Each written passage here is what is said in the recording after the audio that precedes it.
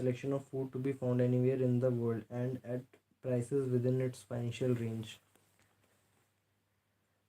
Clothing anywhere in the United States, men and women can meet their clothing requirements and dress very comfortably at the range of an average family's salary. Shelter. Although accommodations vary in size and quality, every family has access to the comfortable home or apartment heated and cooled with gas or electricity for cooking and electric lightning, all for a reasonable rate. Only the three basic necessities of food, clothing, and shelter have been mentioned. The average American citizen has other privileges and advantages available in return for modest effort, not exceeding 8 hours per day of labor. Among these is the privilege of automobile transportation, with which one can go and come at will at very small cost. The average American has security of property rights not found in any other country in the world. Surplus money can be placed in the bank with the assurance that the government will protect it and make good if the bank fails. US citizens can travel from one state to another without a passport. Americans may go when they please and return at will. In most other countries, the people can't travel with so much freedom and at so little cost. The three basic necessities: food, clothing, and shelter. Roti, kapda, makan can be obtained with a modicum of effort, freeing us to think and grow rich. Okay. Recognize the miracle that has provided these blessings. We often hear politicians proclaiming the freedom of America when they solicit votes, but solicit means asking. But seldom do they take the time or devote sufficient effort to analyze the source of nature of freedom. Having no axe to grind, no grudge, no ulterior motives, I have the privilege of going into a frank analysis of the mysterious, abstract, greatly misunderstood something which gives to every citizen of America more blessings, more opportunities to accumulate wealth, more freedom of every nature than may be found in any other country. I have tried to analyze the source and nature of this unseen power because I know and I have known for more than a quarter of a century many of the people who organize that power and many who have been responsible for its maintenance. The name of this mysterious benefactor of mankind is capital. Capital consists not only of money but more particularly of highly organized, intelligent group of people who plan ways and means of using money efficiently for the good of public and no profit themselves. Alright.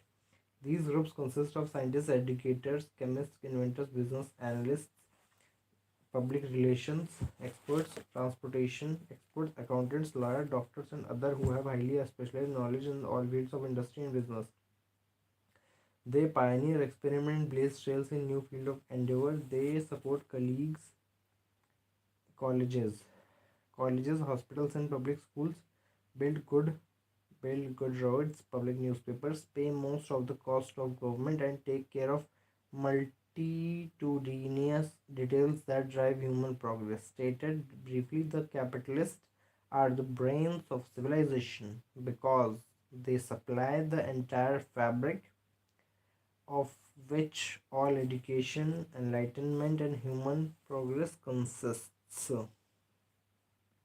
Money without brains is always dangerous. Properly used, it is most important essential of civilization. A simple breakfast for a New York family consists of grapefruit juice, cereal, eggs, butter, and coffee with sugar could not be provided at a reasonable price if organized capital had not provided the machinery, the ships, the railroads, and the trained people to operate them. Money without brains is always dangerous. Together, they fuel the progress of civilization.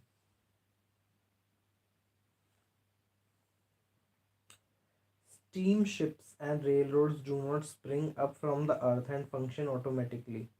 They come in response to the call of civilization through the labor and ingenuity and ability of people who have imagination, faith, enthusiasm, decision, and persistence. These people are known as capitalists. They are motivated by the desire to build, construct, achieve, render useful services, earn profits, and accumulate riches. And because they render service without which there would be no civilization. They put themselves in the way of great riches. Just to keep the record simple and understandable, I will add that these capitalists are the self same people. What do you mean by self same? I don't know. Capitalists are the self same people of whom most of us have heard soapbox orators speak. They are same people to whom radicals, racketeers, dishonest politicians, and grafting labor readers refer as the predatory interests or Wall Street. I am not attempting to present an argument for or against any group of people or any system of economics. I am not attempting to condemn collective bargaining when I refer to grafting labor leaders, nor do I am to give a clean bill of health to all individuals known as capitalists. The purpose of this book, a purpose to which I have faithfully devoted over a quarter of a century, is to present to all who want the knowledge the most dependable philosophy through which individuals may accumulate riches in whatever amounts they desire.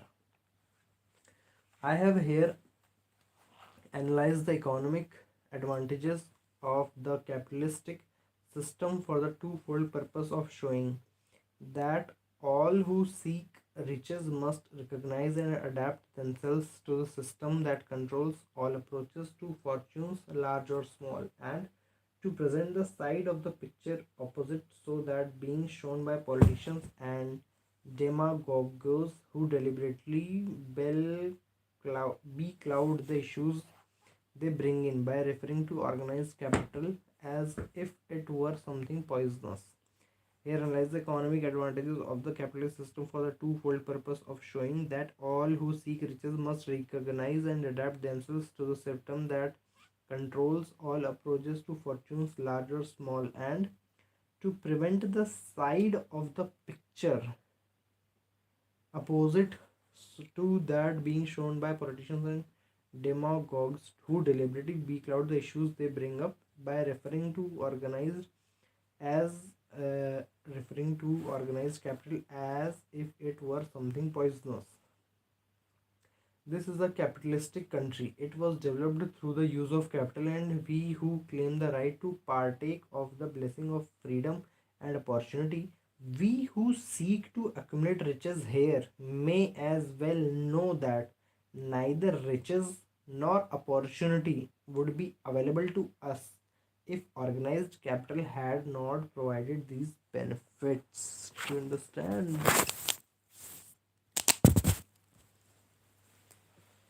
So, what do you mean by this?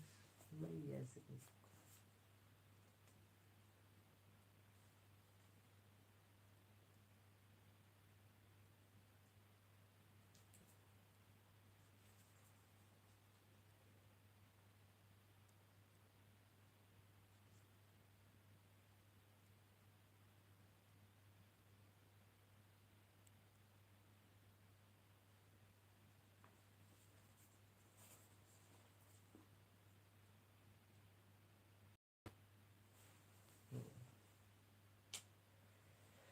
If you want to become rich, you must understand and adapt the economic system, the capitalist system that governs how wealth is created and distributed. You can't ignore the system. You need to learn how it works and works within it to succeed.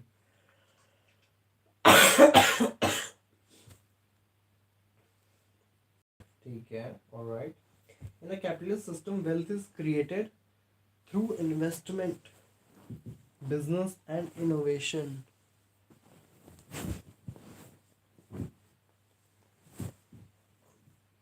And innovation. So, if you want to become wealthy, you must learn to use these tools like investing, entrepreneurship, or working efficiently instead of expecting wealth to come from luck or complaints.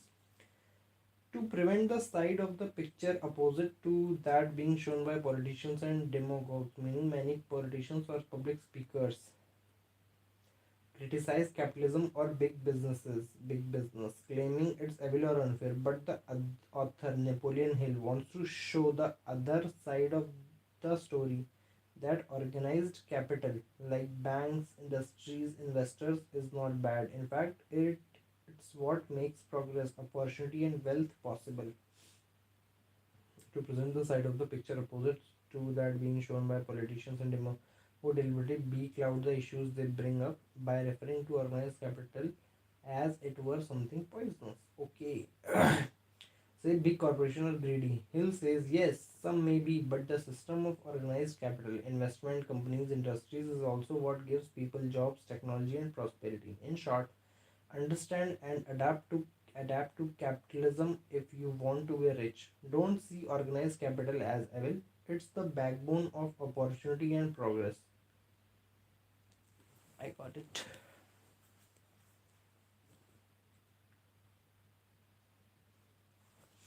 This is a capitalistic country.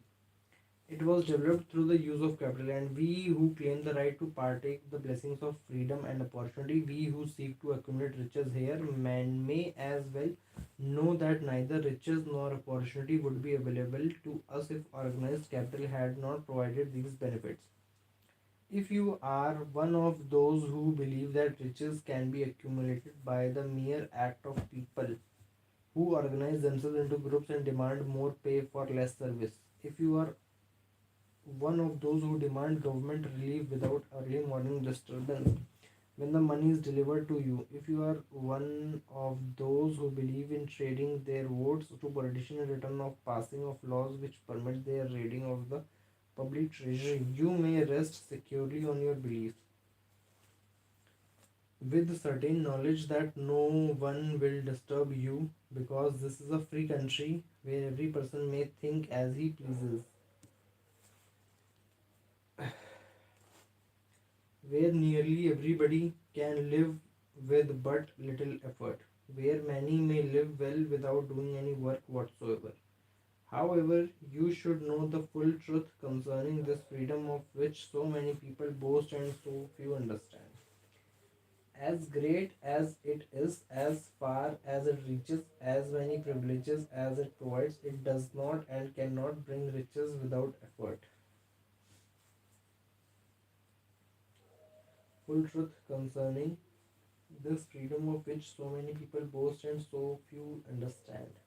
As great as it is, as far as it reaches, as many privileges as it provides, it does not and cannot bring riches without effort. Honor the law of economics.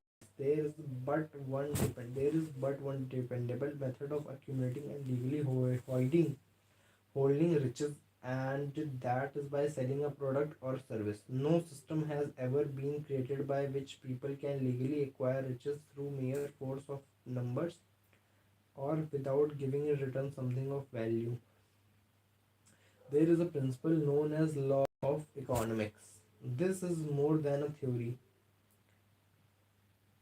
This is more than a theory. It is law no person can break without suffering serious consequences. According to the law of economics, the only way to profit legally is to exchange a product or service for more money than it costs to provide that product or service. Mark the name of the principle and remember it.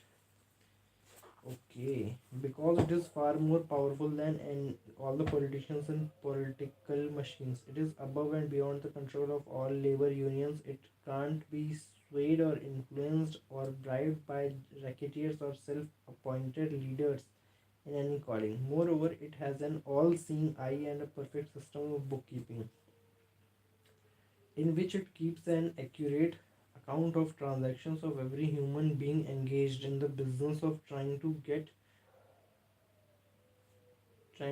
without giving. Sooner or later, its auditor come look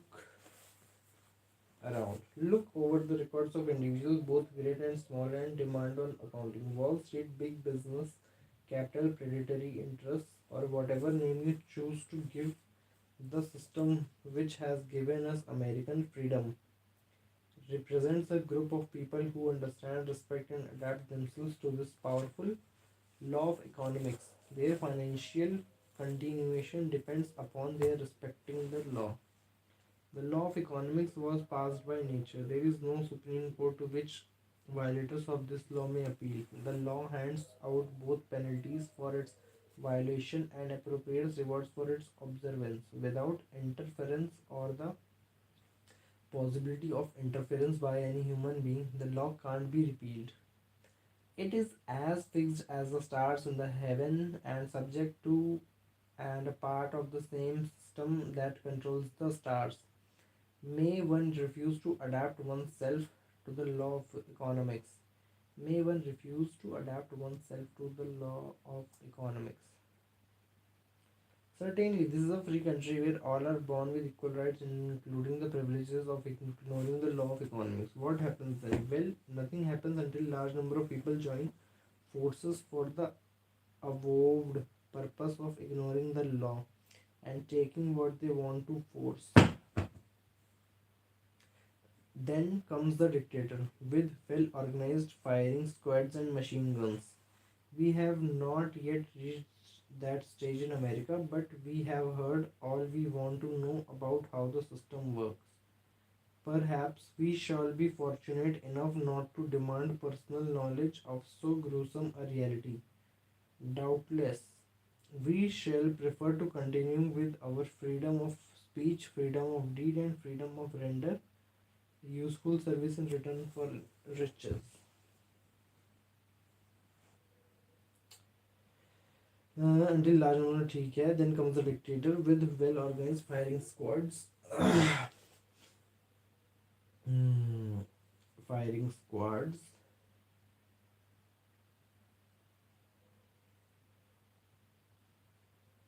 in return for riches. The practice by government officials of extending to men and women the privilege of raiding the public treasury.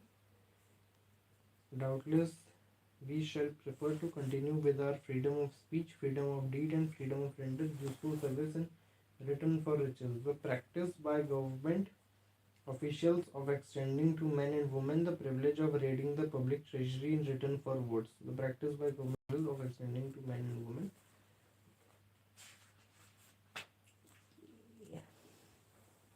in America. But we have heard all we want to know about how the system works. Perhaps we shall be fortunate enough not to demand personal knowledge of so gruesome a reality. Doubtless, doubtless we shall prefer to continue with our freedom of speech, freedom of deed, and freedom to render useful service in return for riches. The practice by government officials of extended to men and women the privilege of raiding the public treasury in return for votes sometimes results in election. But as night follows day, the final payoff comes when every penny wrongfully used must be repaid with compound interest on compound interest. If those who make the grab and are not forced to repay, the burden falls on their children and their children's children. Even unto the third and fourth generation, there is no way to avoid the debt. People can and sometimes do form themselves into groups for the purpose of crowding wages and working hours down. There is a point beyond which they can't go. It is the point at which the law of economics steps in, shuttering the business and letting all employees go. These observations are not founded upon short time experience. They are the result of 25 years of careful analysis. Are not founded upon short time experience. They are the result of 25 years of careful analysis of the methods of both the most successful and the most unsuccessful people America has known. Into groups of purpose of crowding wages.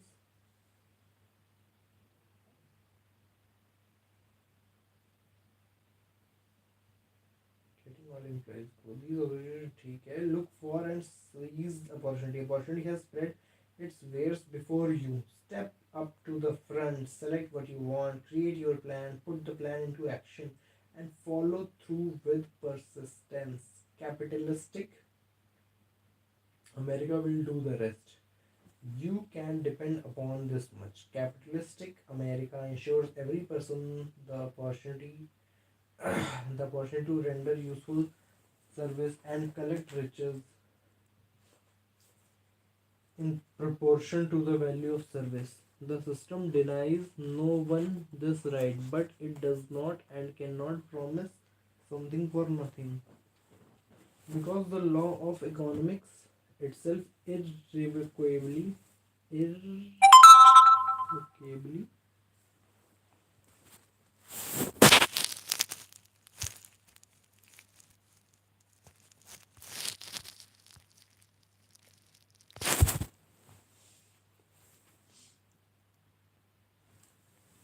So where we were at, yes.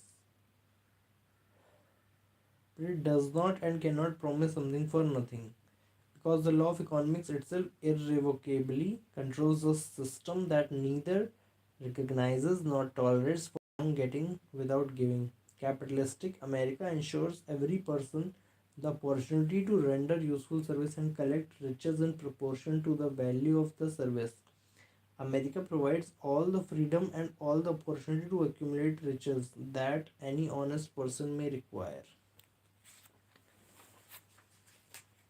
When one goes hunting for game, one selects hunting grounds where game is plentiful. When seeking riches, the same rule naturally applies. Think twice, who are who are seeking riches before trying to destroy the capitalistic system of a country whose citizens spend hundreds of millions of dollars a year for luxury items that people in most nations can only dream about. Remember also that the business of producing, transporting, and marketing these items of merchandise gives regular employment to many millions of men and women who receive for their services many millions of dollars monthly and spend it freely for both luxuries and necessities. Behind all this exchange of merchandise and personal services may be found an abundance of opportunity to accumulate riches. Here, our American freedom comes to our aid. Our American freedom comes to our aid. There is nothing to stop you or anyone from engaging in any portion of the effort necessary to carry on this business. If we have superior talent, training, and experience, we may accumulate riches in large amounts. Those not so fortunate may accumulate smaller amounts. Anyone may earn a living in return for a nominal amount of labor. That is the end of second chapter. You are the master of your own earthly destiny just as surely as you have the power to control your thoughts. Take inventory of yourself and find out how many of the ghosts are standing in your way. Liberate yourself from the six ghosts of fears. Alright.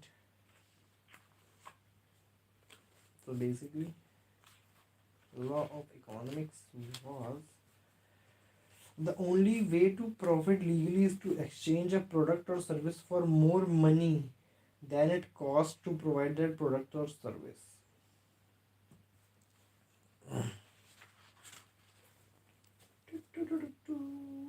The law was passed by nature. There is no Supreme Court. Alright, we have not yet reached that stage in America, but we have reached all what we want.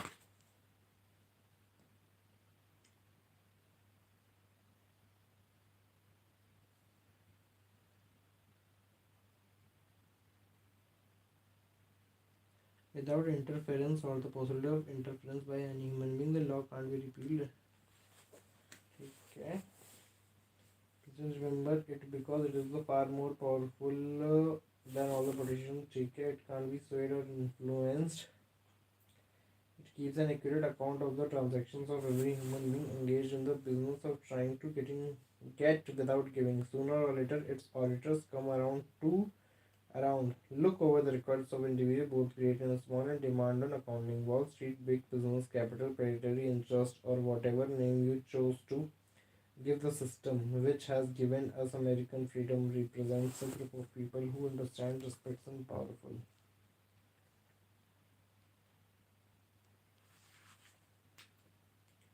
Liberate yourself from sick ghosts of fear.